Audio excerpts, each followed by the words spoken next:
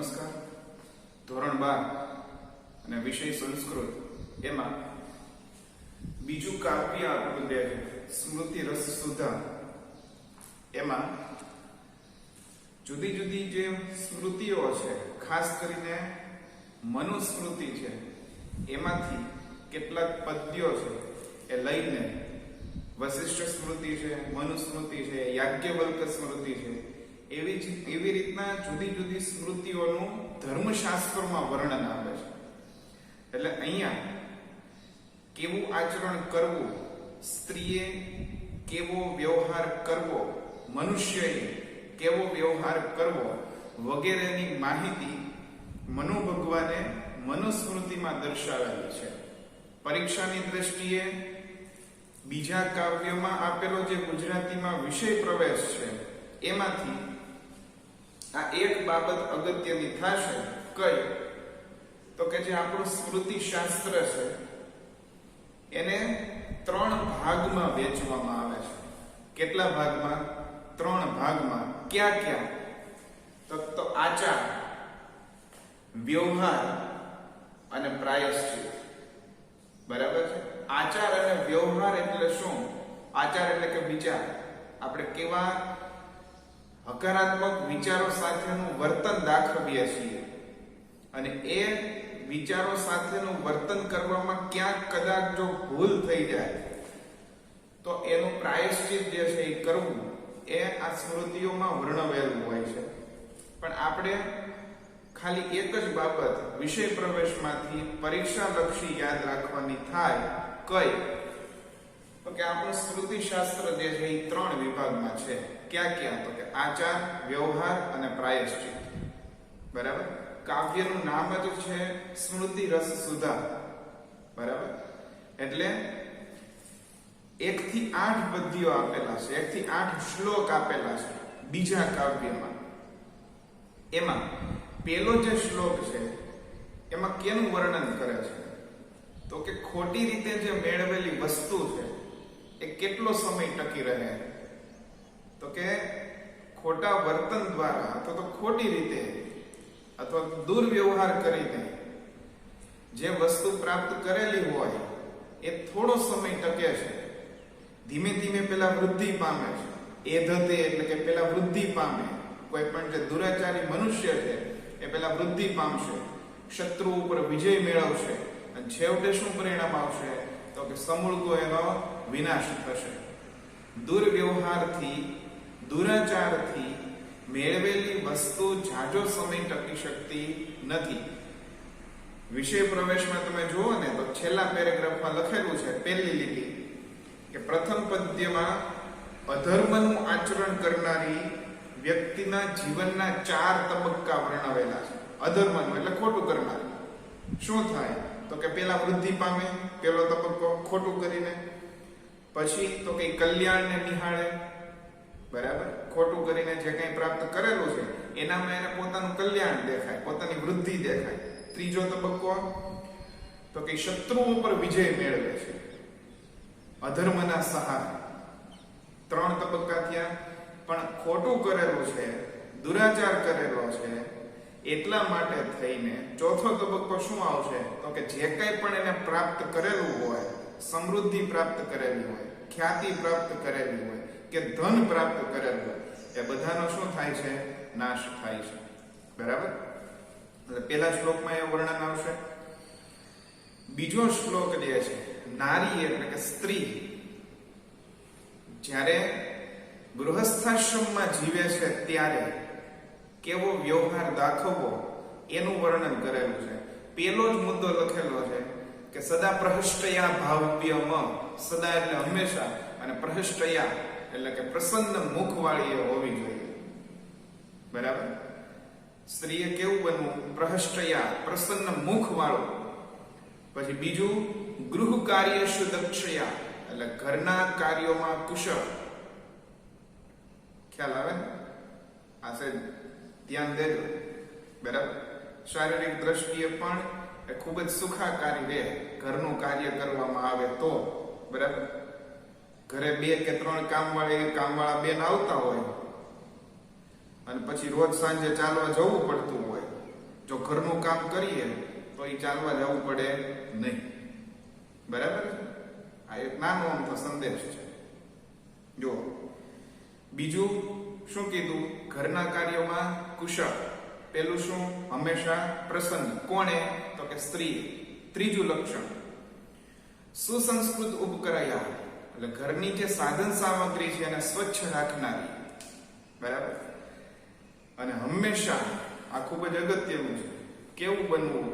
તો કે ખર્ચ કરવામાં કરકસરયુક્ત બનવું. એટલે સ્ત્રીના લક્ષણો આપેલા છે ગૃહસ્થાશ્રમના જ્યારે જીવતા હોય ત્યારે. ત્રીજું છે વેદોનો અભ્યાસ કેટલા પ્રકારનો છે? તો કે હિ અથવા તો વેદાભ્યાસ હિ પંચધા. વેદોનો અભ્યાસ કેટલા પ્રકારનો છે? તો કે 5 પ્રકારનો. ક્યાં 5 પ્રકારે? તો કે પૂર્વમ સ્વીકરણમ, પહેલા વેદોનો સ્વીકાર કરો, પછી વિચારો એટલે કે મનન કરવું, પછી અભ્યાસમ એટલે કે અભ્યાસ કરવો, પછી જાપ કરવો એટલે કે વારંવાર એનું પુનરાવર્તન કરવું, અને તદાન એવ, ત્યાર પછી જ એ વેદોનો અભ્યાસ છે એનું જ્ઞાન છે એ કોને આપવું? વિદ્યાર્થીઓને આપવું. એટલે આ પ્રમાણે વેદોનો અભ્યાસ 5 પ્રકારનો છે. પરીક્ષાલક્ષી દ્રષ્ટિએ તમને કહું તો સમીક્ષાત્મક નોંધ છે ને એ પૂછાય છે આ શ્લોકમાંથી. શું? વેદાભ્યાસ હિ પંચધા એવું લખેલું હોય છે, કાં સંદર્ભ સાહિત્યમાં લખેલું હોય અને કાં સમીક્ષાત્મક નોંધમાં લખેલું હોય. ત્યારે તમારે જણાવવાનું રહે કે આ વેદાભ્યાસ હિ પંચધા કયા કાવ્યમાંથી લીધેલું છે? તો કે શ્રુતિ રસ સુધા કાવ્યમાંથી લીધેલું છે. બરાબર? કેનું વર્ણન છે? તો કે વેદાભ્યાસ 5 પ્રકારે હોય છે એનું વર્ણન કરેલું છે. ક્યાં 5 પ્રકારો? તો મેં તમને હમણાં જણાવ્યા. સ્વીકાર કરવો, વિચાર કરવો, અભ્યાસ કરવો, જાપ કરવો, અને 5મું છેલ્લું કયું? ત્યાર પછી જ શિષ્યોને એનું દાન કરવું. બરાબર? ચોથું બહુ સરસ મજાનું આપેલું છે, કાષ્ઠમય અસ્થિ. ધ્યાનથી સાંભળજો. કાષ્ઠમય અસ્થિ એટલે કે લાકડાનો હાથી. અનઅધિનીય વિપ્રહ, એની પહેલા શું આવશે? ચર્મમય મૃગ. ફરી વખત કહું છું, કાષ્ઠમય અસ્થિ એટલે કે લાકડાનો હાથી. ચર્મમય મૃગ, ચામડે મઢેલું હરણ. અને અનઅધિનીય વિપ્રહ એટલે કે વેદોનો અભ્યાસ જેણે નથી કરેલો એવો બ્રાહ્મણ. એતત્રય નામ ધારકા. આ ત્રણેય માત્ર કોને ધારણ કરે છે? નામને જ ધારણ કરે છે. બરાબર? લાકડાનો હાથી હોય, થોડું વજન એના માથે મૂકો એટલે એ તૂટી જાય. વાસ્તવમાં હાથી હોય અને એના ઉપર તમે વજન મૂકો તો એને અસર થાય નહીં. આવી જ રીતના હકીકતમાં જો હરણ હોય તો એની નાભીમાંથી કસ્તુરીની સુવાસ આવતી હોય, પણ ચામડે મઢેલું એટલે કે ચામડાનું હરણ હોય, ખોટું બનાવેલું, તો એની નાભીમાંથી કસ્તુરીની સુવાસ આવે નહીં, ચામડાની વાસ આવે. બરાબર? અને એ જ રીતના ત્રીજું કયું? તો કે અનઅધિનીય વિપ્રહ, વેદો નથી ભણેલો તેવો બ્રાહ્મણ. આ ત્રણેય કોને ધારણ કરે છે? માત્ર નામને, એટલે કેવા પૂરતા હોય. બરાબર છે? આગળ 5મો જે શ્લોક છે વશિષ્ઠ સ્મૃતિમાંથી લીધેલો છે. એમાં એવું કીધું છે કે વિદ્યા આપણે પ્રાપ્ત કરીએ છીએ, વિદ્યા વડે પ્રાપ્ત કરેલું તપ અથવા તો વિદ્યાથી જોડાયેલું તપ ઉત્તમ ઔષધ છે. એટલે દરેક વિદ્યાર્થીઓએ હંમેશા અધ્યયન કરવામાં, વિદ્યા પ્રાપ્ત કરવામાં પોતાનો સમય વ્યતીત કરવો એ ઉત્તમ છે એવું જણાવેલું છે 5મા શ્લોકમાં. 6થા શ્લોકમાં દુરાચારી પુરુષના પરિણામો, લક્ષણો બતાવે છે. ખોટું કરીને, દુરાચાર કરીને, પોતાની જે કઈ શક્તિઓ છે, પદની શક્તિ છે, પૈસાની શક્તિ છે, શારીરિક શક્તિ છે, બરાબર, એનો દુરુપયોગ કરીને જે કઈ તમે મેળવો છો એના કારણે તમને કેવા પરિણામો પ્રાપ્ત થશે એનું વર્ણન 6થા શ્લોકમાં છે. દુરાચારી પુરુષ કેવો થાય છે, શું પરિણામ પ્રાપ્ત થાય છે? નિંદા પાત્ર બને છે. શું બને છે? નિંદા પાત્ર બને છે. કોઈ મોઢે વ્યક્તિગત રીતે એને કહેવા ન જાય કે ભાઈ તારામાં આટલા અપલક્ષણો છે અથવા તો અપલક્ષણ છે, બરાબર, દુર્ગુણો છે, પણ એ સમાજમાં કેના પાત્ર બને છે? નિંદા પાત્ર બને છે. ત્યાર પછી હંમેશા એ દુઃખી બને છે, દુઃખને પ્રાપ્ત કરે છે, અને છેલ્લું તો કે શું? ઓછા આયુષ્ય વાળો થાય છે. આપણે જોઈએ છીએ ઘણા બધા લોકો કે જે માથાભારે હોય અથવા તો કોઈ પણ રીતે કુકર્મ અથવા તો ખોટા કાર્યો આચરીને પદ, પૈસા કે સંપત્તિ પ્રાપ્ત કરે છે, એનું કેવું પરિણામ આવે છે, બરાબર? એટલે પેલા દુરાચારી પુરુષોને આવા પરિણામો પ્રાપ્ત થાય છે એવું 6થા શ્લોકમાં સમજાવેલું છે. અને 7મા શ્લોકમાં એવું કીધેલું છે કે જો સદાચાર તમે દાખવો, એટલે કે સદાચાર વર્તન કરો, એટલે કે સારું વર્તન કરો તમે, તો શું શું પ્રાપ્ત થાય છે? તો કે સદાચાર દ્વારા જ એક સારું આયુષ્ય પ્રાપ્ત થાય છે. શું પ્રાપ્ત થાય છે? આયુષ્ય પ્રાપ્ત થાય છે. ત્યાર પછી સદાચાર દ્વારા ઈપ્સિત પ્રજા, એટલે કે ઈચ્છેલી પ્રજા એટલે કે ઈચ્છિત સંતાનો પ્રાપ્ત થાય છે. ઈચ્છિત સંતાનો એટલે પુત્ર અથવા તો પુત્રી એમ નહીં, પણ જેવા સદાચારી પુત્ર અથવા તો પુત્રીની તમે અપેક્ષા રાખતા હોય એવા સદાચારી સંતાનોની પ્રાપ્તિ થાય છે. કેના દ્વારા? તો કે સારા આચરણ, સારા વર્તન અથવા તો સદાચાર દ્વારા. ત્રીજું, સદાચારથી જ શું પ્રાપ્ત થાય છે? તો કે અખૂટ ધન પ્રાપ્ત થાય છે. અને છેલ્લું, સદાચાર જે છે અપલક્ષણોને એ નાશ કરે છે. અને 8મો અને છેલ્લો શ્લોક છે એમાં જણાવેલું છે કે જેટલું પણ પોતાને આધીન છે, જે કંઈક પણ કામ આપણે કરવાનું છે એ આપણે જાતે તરત જ કરી શકીએ છીએ. આત્મવશમ સર્વમ સુખમ, જે કામ પોતાને આધીન છે એ બધું કેવું છે? સુખદ છે. અને જે કામોનો આધાર આપણે બીજા ઉપર રાખશું, પરવશમ સર્વમ દુઃખમ, જે પણ કામોનો આધાર બીજા ઉપર રાખવામાં આવશે એ કેવો થશે? દુઃખદ બનશે. સુખ અને દુઃખના આ લક્ષણોને સમાસેન વિદ્યાત, ટૂંકમાં જાણવા જોઈએ. એટલે જો સુખ પ્રાપ્ત કરવું હોય, સારા પરિણામો પ્રાપ્ત કરવા હોય, તો બીજાના આશરે, બીજાના આધારે, બીજાના સહારે બેસી રહેવા કરતા પોતાની જાત મહેનતના જ આધારે કાર્યો કરીએ, મહેનત કરીએ, વિદ્યા પ્રાપ્ત કરીએ, પરિશ્રમથી ઉત્તમ પરિણામોની પ્રાપ્તિ કરીએ, એ જ આપણને સુખદાયક રહેશે.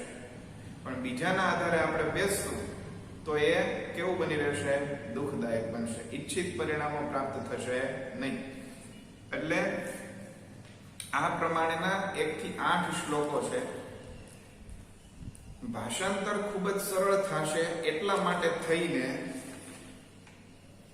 એમાં શ્લોક પૂર્તિ અગત્યની છે. સ્વાધ્યાયમાં શ્લોક પૂર્તિ આપેલી છે, બરાબર? ભાષાંતર ખૂબ જ સહેલું થશે એટલા માટે થઈને ભાષાંતર પણ પૂછાય કદાચ, પણ આ કાવ્ય શ્લોક પૂર્તિ માટે અગત્યનું છે. 1 થી 8 શ્લોક છે, એમાં અન્વય, શબ્દાર્થ અને ભાષાંતર આપણે જોઈએ. પેલો શ્લોક જો,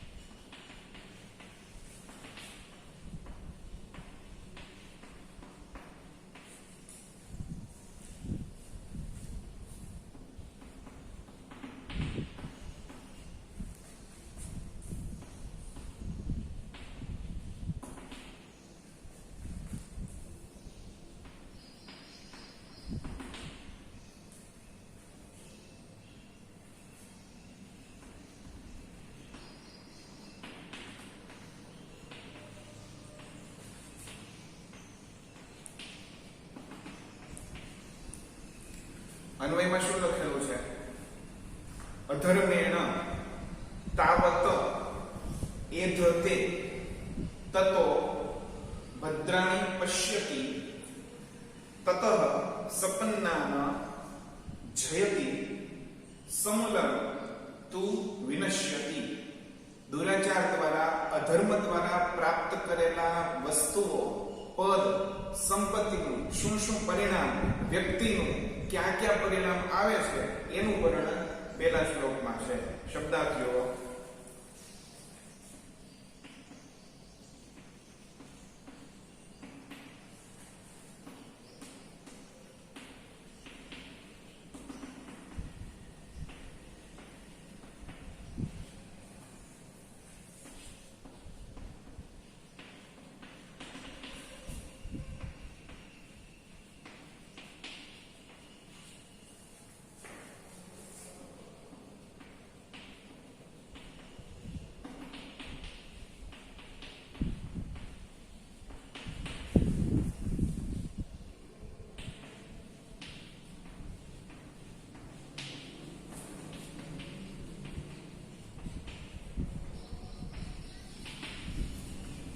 આ આખા કાવ્યમાં શબ્દાર્થ છે એ ખૂબ જ ઓછા આવશે, કેમ કે ભાષાંતર સરળ થાય છે એટલા માટે થઈને પહેલા શ્લોકમાં 4 જ શબ્દાર્થ છે. ક્યાં ક્યાં? અધર્મેણ એટલે અધર્મથી, એધતે એટલે વૃદ્ધિ પામવી, સપન્નાન એટલે કે શત્રુઓ, અને વિનશ્યતિ એટલે નાશ પામવું. ભાષાંતર કરો.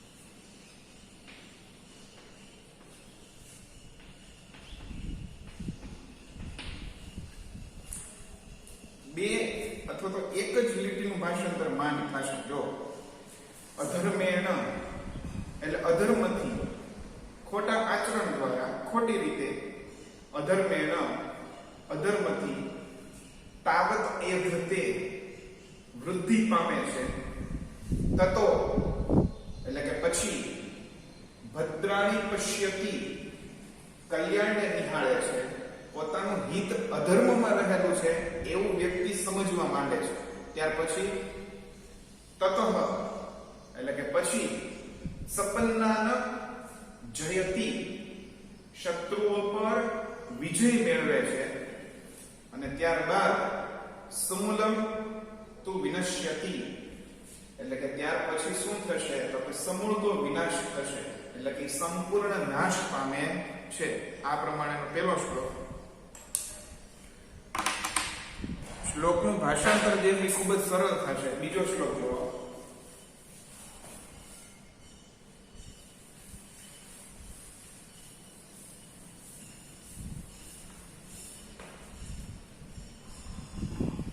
બીજા શ્લોકમાં મેં તમને વાત કરી હતી એ પ્રમાણે સ્ત્રીઓએ કેવો વ્યવહાર દાખવવો એનું વર્ણન આવશે.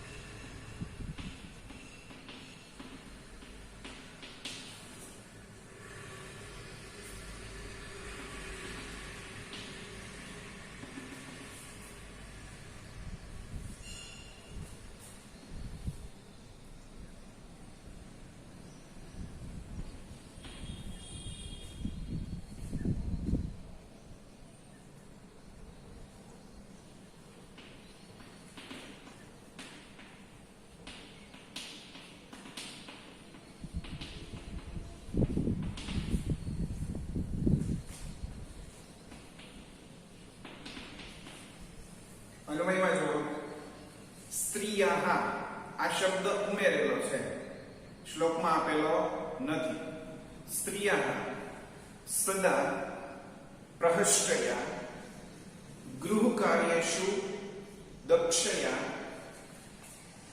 સંસ્કૃત ઉપસ્કરયા ચ વ્યયે અમુક્ત હસ્તયા ભાવ્યમ. શબ્દાર્થમાં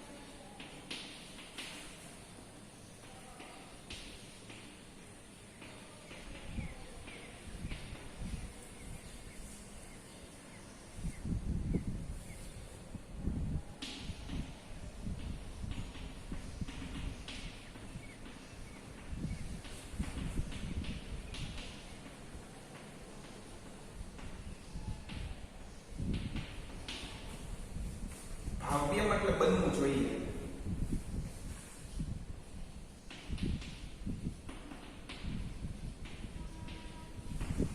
ક્યાં ક્યાં શબ્દાર્થ છે જો? પ્રહષ્ટયા એટલે પ્રસન્ન, દક્ષયા એટલે કુશળ, સુસંસ્કૃત ઉપસ્કરયા સાધન સામગ્રીને સ્વચ્છ રાખનાર એટલે ઘરને એકદમ ચોખ્ખું રાખનાર અથવા તો ઘરને રાસ રચીલું બનાવનાર. અમુક્ત હસ્તયા એટલે કરકસર યુક્ત અને ભાવ્યમાં એટલે શું થશે? બનવું. ભાષાંતર કરો.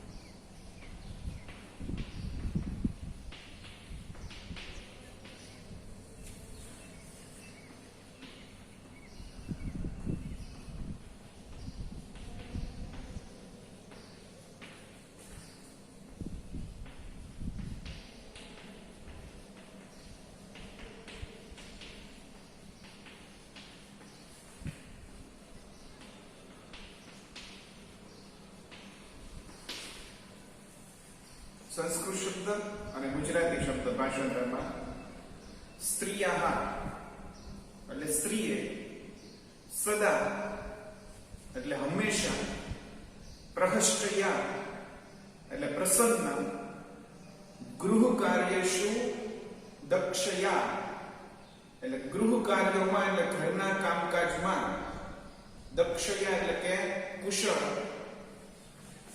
સુસંસ્કૃત ઉપસ્કરયા એટલે ઘરની સાધન સામગ્રીને સ્વચ્છ રાખનાર, ચ અને વ્યયે ખર્ચ કરવામાં, અમુક્ત હસ્તયા કરકસર યુક્ત, ભાવ્યમ એટલે કે બનવું.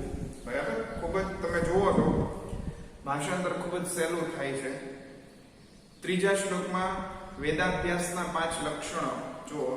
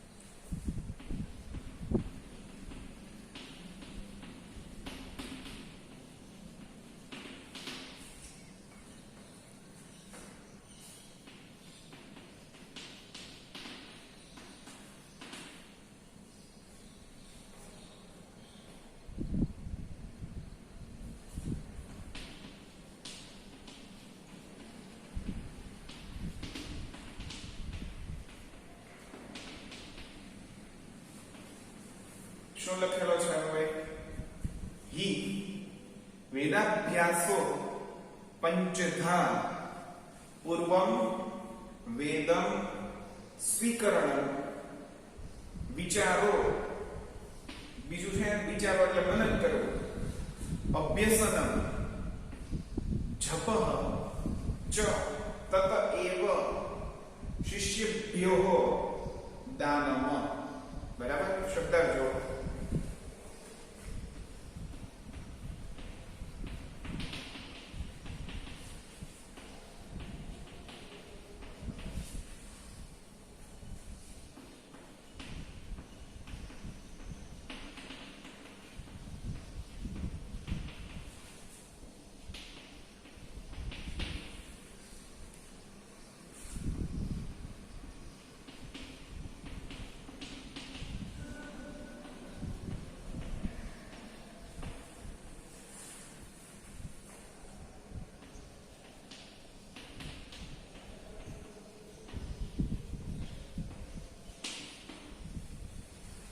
શબ્દાર્થ પંચધા પાંચ પ્રકારે, સ્વીકરણ સ્વીકાર કરવો, વિચારો એટલે મનન કરવું, અને દાનમ એટલે દાન કરવું એટલે કે શિષ્યોને ત્યાર પછી આ ચાર તબક્કામાં પસાર થઈ ગયા પછી પાંચમો તબક્કો વેદોનું જે જ્ઞાન છે એ શિષ્યોને આપવું. ભાષાંતર કરો.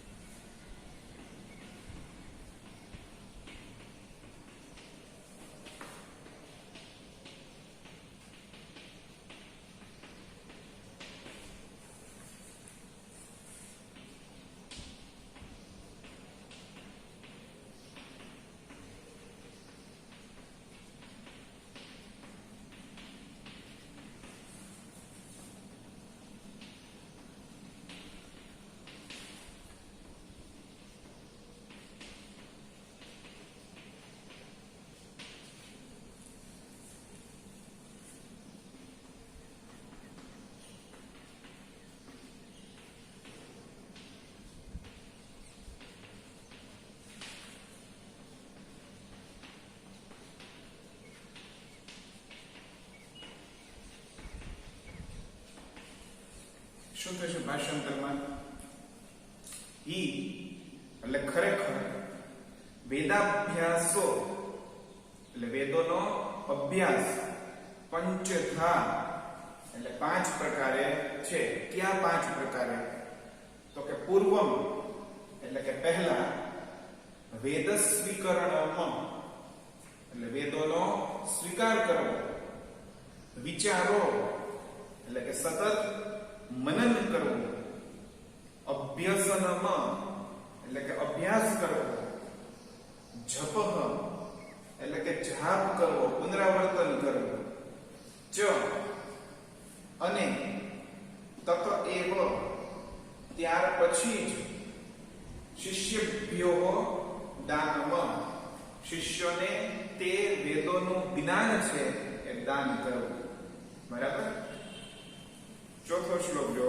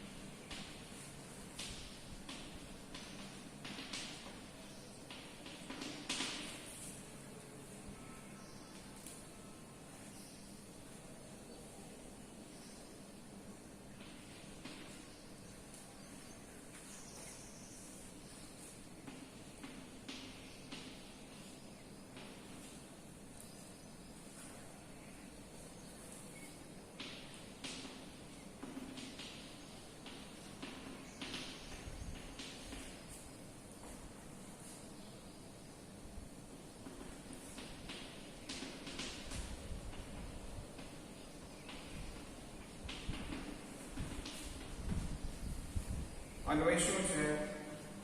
યથા કાષ્ઠમયો હસ્તી ચર્મમયો મૃગ ચ અનઅધિનિયાન વિપ્રહ એતે ત્રયઃ નામધારકાઃ. શબ્દાર્થમાં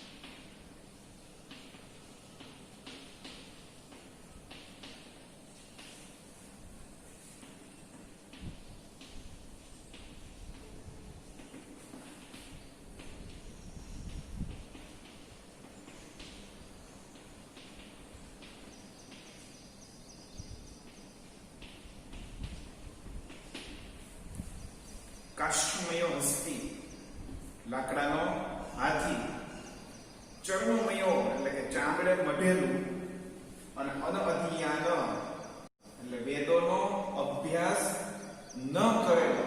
ભાષાંતર કરો.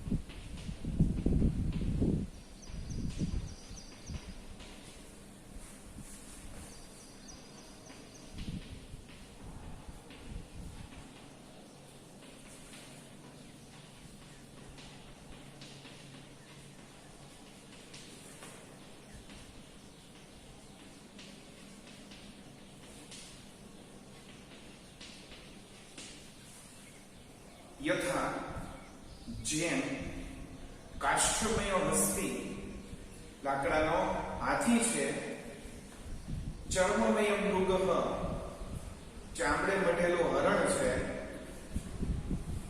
ચ એટલે કે અને અનઅધિયાન વિપ્રહ અને વેદોનો અભ્યાસ ન કરેલો, વેદોનો અભ્યાસ ન કરેલ બ્રાહ્મણ, વિપ્ર એટલે શું થશે? બ્રાહ્મણ. એતે ત્રયઃ એટલે આ ત્રણેય નામ ધારકા માત્ર કોને ધારણ કરે છે? માત્ર નામને ધારણ કરે છે. બરાબર? 4 શ્લોકો એ પ્રમાણે થશે. 5મો શ્લોક છે એમાં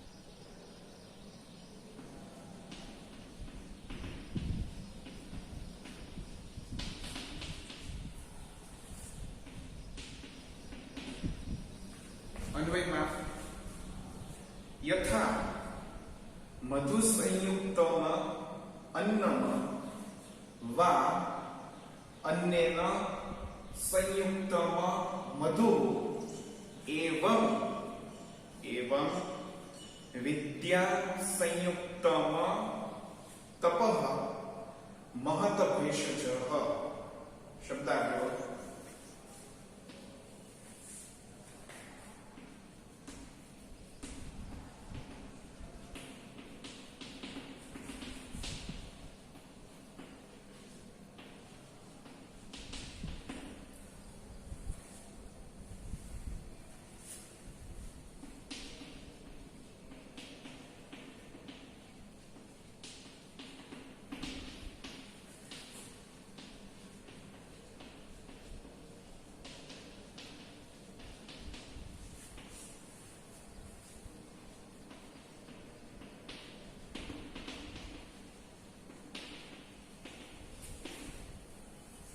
ક્રિયાપદ શબ્દાર્થ થશે. મધુ સંયુક્ત એટલે શું થશે? મધથી યુક્ત. અને વિદ્યા સંયુક્ત એટલે વિદ્યા વડે જોડાયેલું. અને ભેષજ એટલે શું થશે? ઔષધ. બરાબર. ભાષાંતર કઈ રીતના થશે?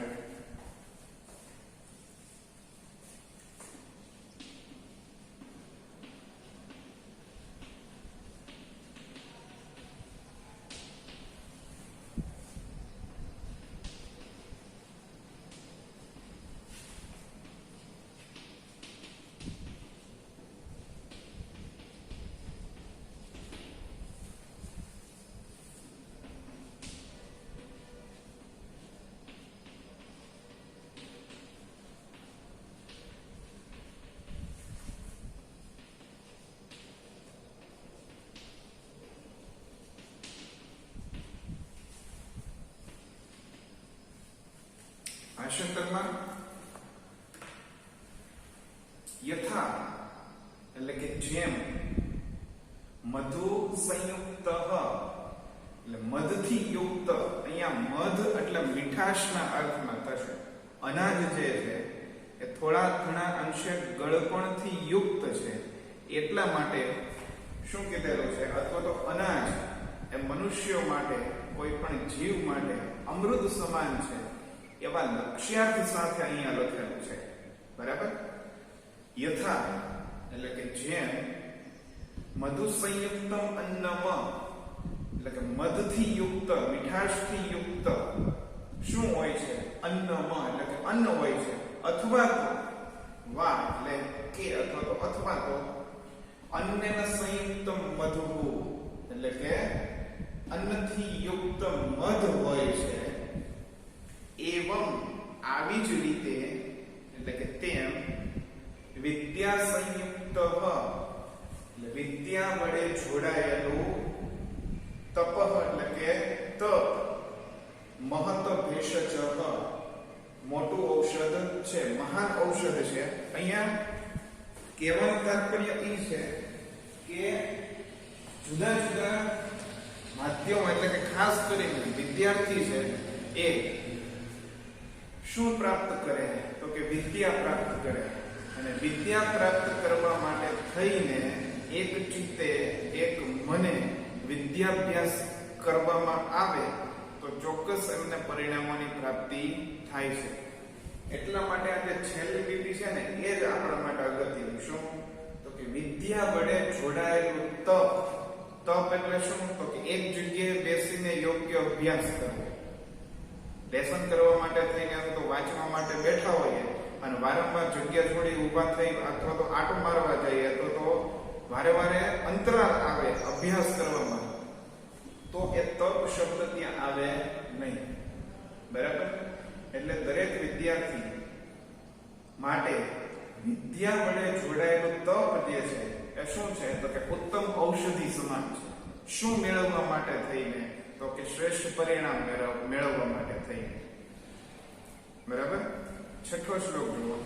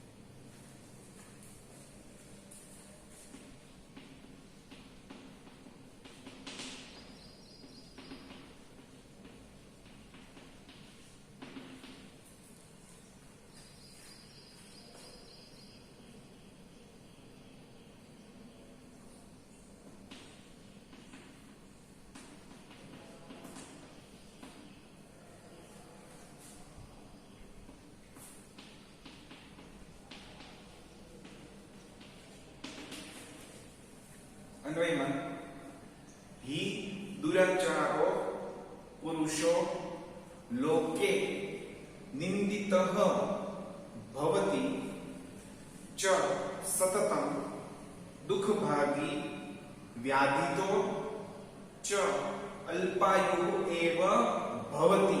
ए भवति शब्द આપણે સમજવા માટે થઈને ઉમેરી શકીએ। બરાબર? શબ્દાર્થ જુઓ।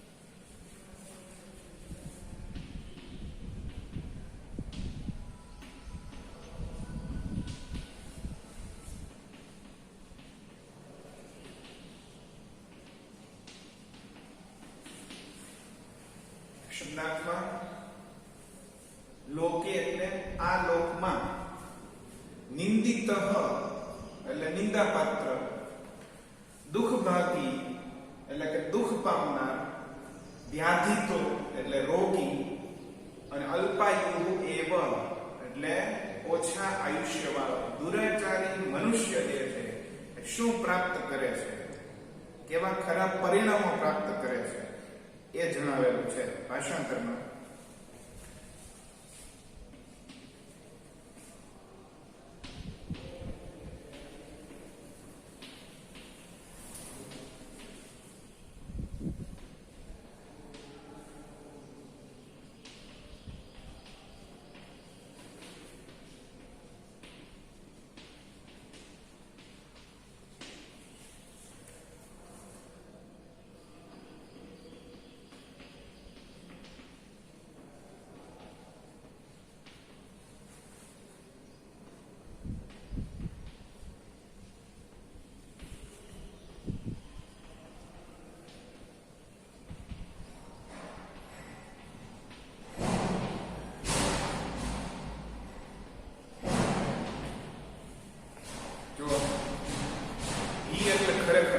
શું થશે? ખરેખર हि ખરેખર દુરાચાર પુરુષો અથવા દુરાચારો પુરુષો એટલે કે દુરાચારી પુરુષ ખરાબ વર્તન કરનાર વ્યક્તિ દુરાચારી પુરુષ લોકે એટલે કે આ લોકમાં નિંદિતઃ ભવતિ એટલે નિંદાપાત્ર બને છે સતતમ એટલે સતત હંમેશા કેવો રહે છે તો કે દુઃખભાગી એટલે કે દુઃખ પામનાર હંમેશા દુઃખ પામનાર વ્યાધિતો એટલે કે રોગી ચ અને અલ્પ આયુ એવ ભવતી ઓછા આયુષ્ય વાળો થાય છે કોણ? દુરાચારી પુરુષ। એટલે આ પ્રમાણેના 6 શ્લોકો છે। 7મો અને 8મો શ્લોક છે ને એમાં શબ્દાર્થ ખૂબ જ ઓછા છે બરાબર અને ભાષાંતર પણ ખૂબ જ સહેલું થશે। જો 7મો અને 8મો શ્લોક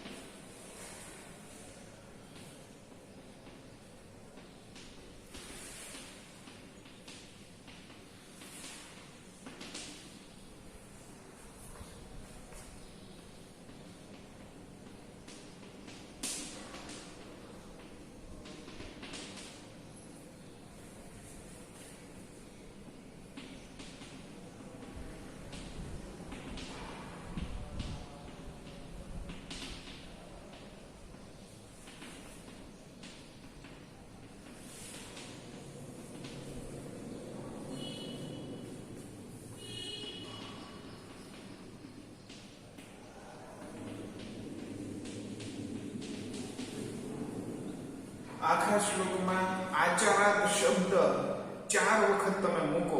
આ શ્લોક પૂર્તિ પાકી કરવી હોય તો ખૂબ જ સહેલી પડે. આચારાત આયુઃ લભેત, એક લીટી પૂરી થઈ. સદાચારથી આયુષ્ય પ્રાપ્ત થાય છે. પછી આચારાત શું પ્રાપ્ત થાય છે? તો કે ઈપ્સિતઃ પ્રજા. આચારાત ઈપ્સિતઃ પ્રજા, એટલે સદાચારથી ઈચ્છિત સંતાનો પ્રાપ્ત થાય છે. પછી આચારાત અક્ષયમ ધનમ, 3 થયા. પેલું કયું હતું? આચારાત આયુઃ લભેત, આચારાત ઈપ્સિતઃ પ્રજા લભેત, આચારાત અક્ષયમ ધનમ, અને આચારાત શું પ્રાપ્ત થશે?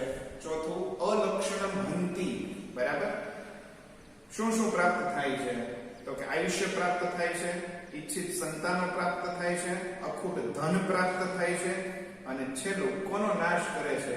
તો કે અપલક્ષણોનો. કોણ? તો કે સદાચાર. બરાબર? શબ્દાર્થ જો.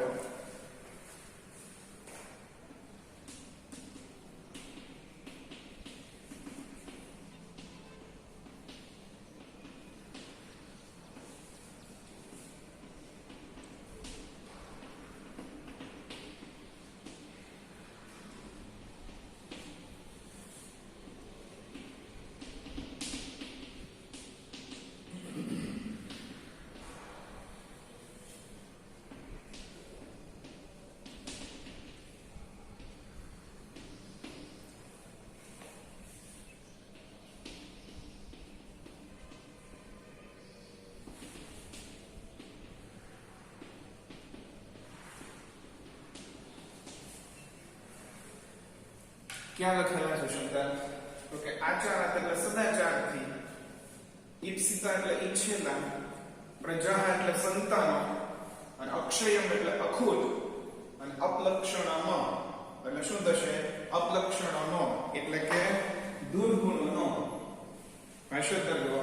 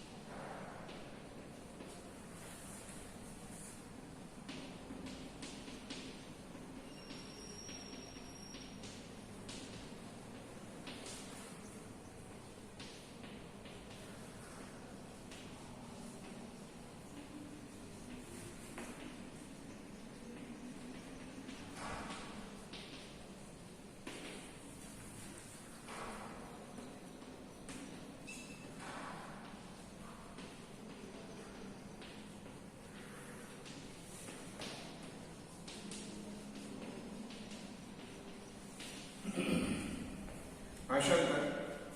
આચારાત એટલે કે સદાચારથી, આયુઃ લભેત આયુષ્ય પ્રાપ્ત થાય છે. આચારાત એટલે સદાચારથી, ઈપ્સિતઃ એટલે કે ઈચ્છેલા, પ્રજા એટલે કે સંતાનો પ્રાપ્ત થાય છે. આચારાત એટલે સદાચારથી અક્ષયમ ધનમ, અખૂટ ધન પ્રાપ્ત થાય છે. અને આચારાત એટલે સદાચારથી અથવા તો સદાચાર, આચારાત એટલે કે સદાચાર, અપલક્ષણમ હંતિ એટલે કે અપલક્ષણોનો એટલે કે દુર્ગુણોનો શું કરે છે? હંતિ એટલે કે નાશ કરે છે. 8મો અને છેલ્લો શ્લોક આપણા બીજા કાવ્યનો.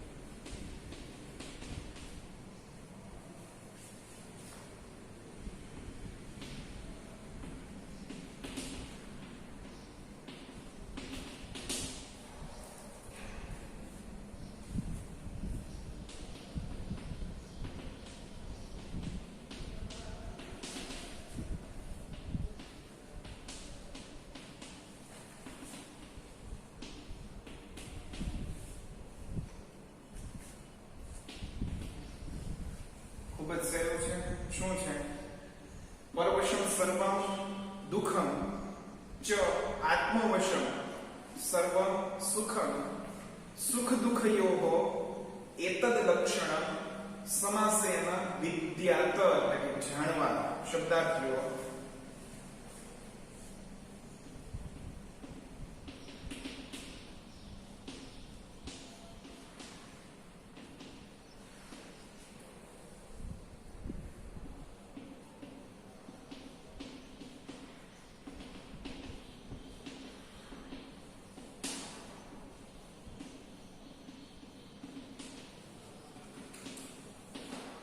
ત્રણ જ શબ્દાર્થ છે ખાલી. પરવશમ એટલે કે જે બીજાને આધીન છે તે, સમાસેન એટલે ટૂંકમાં, અને વિદ્યાત એટલે કે જાણવા. ભાષાંતર કઈ રીતના થશે? ભાષાંતર જે છે એ ખૂબ જ સહેલું છે. જો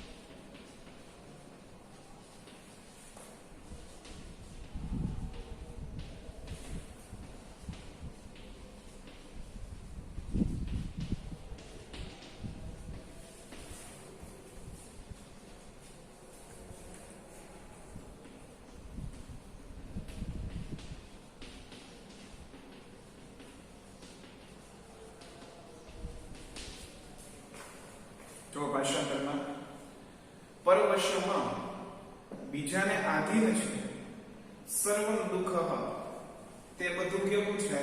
દુઃખદ છે. ચ અને આત્મવશમ સર્વં સુખમાં અને પોતાને આધીન છે તે બધું કેવું છે? સુખદ છે. એટલે કે જેટલા કાર્યો આપણે કરી શકીએ છીએ એ ખૂબ જ સુખદ પરિણામ વાળા છે, કેમ કે એ આપણા આધારે જ પૂરા કરવાના છે. બીજાના આધારે કોઈ પણ કાર્ય તમે રાખો તો એ કાર્ય વિલંબ થાય, કાર્યમાં કચાશ રહી જાય, અથવા તો ઈચ્છિત પરિણામ ન મળે. ક્યારે? બીજા ઉપર આધાર રાખેલો હોય તો. એટલે આ શ્લોકમાંથી ઉદ્દેશ્ય એ છે કે કોઈ કાર્ય માટે બીજા ઉપર આધાર રાખવો નહીં. બરાબર? શું થશે? સુખ દુઃખયોહો એટલે કે સુખ અને દુઃખના એતર એટલે કે આ લક્ષણમાં એટલે કે લક્ષણોને સમાસેન વિદ્યાત ટૂંકમાં જાણવા. આ પ્રમાણેનું આપણું 12મા ધોરણના સંસ્કૃત વિષયનું જે બીજું કાવ્ય છે સ્મૃતિ રસસુધા, શ્લોક પૂર્તિ માટે અગત્યનું છે. આ રીતના થશે. બરાબર? છતાં પણ તમને ક્યાંય પ્રશ્ન હોય તો વ્યક્તિગત રીતે સંપર્ક કરજો. બરાબર? નેક્સ્ટ વિડિયો લેક્ચરમાં મળશું. ધન્યવાદ.